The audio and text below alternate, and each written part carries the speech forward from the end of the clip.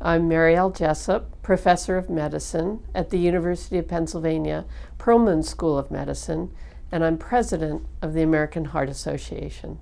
The American Heart Association and the American Stroke Association is devoted to reducing cardiovascular deaths and stroke deaths, but more importantly, preventing disease.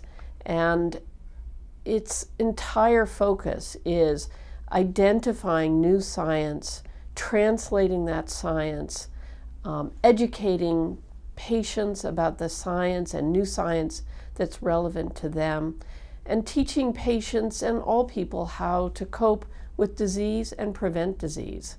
So it's all about what we want for all Americans, which is to make them have healthier lives. And their overall mission is the mission I share, which is to improve the cardiovascular health of all Americans and build stronger, healthier lives. My focus throughout my professional life has been devoted to the patients with congestive heart failure.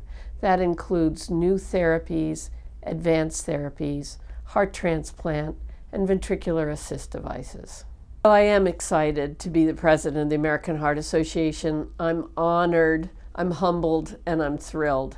It's a wonderful organization that does so much for patients, for families of patients, and for scientists who are discovering new therapies, new causes, new translational approaches to cardiovascular disease. The American Heart Association spends an awful lot of time and money and programs to improve the development of science and the development of new scientists.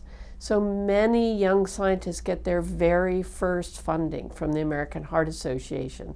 Even Nobel Prize winners will say, I got my start at the American Heart Association. I've been a member of the American Heart Association for over 25 years. In fact, my very first abstract presentation was at an American Heart Association scientific sessions.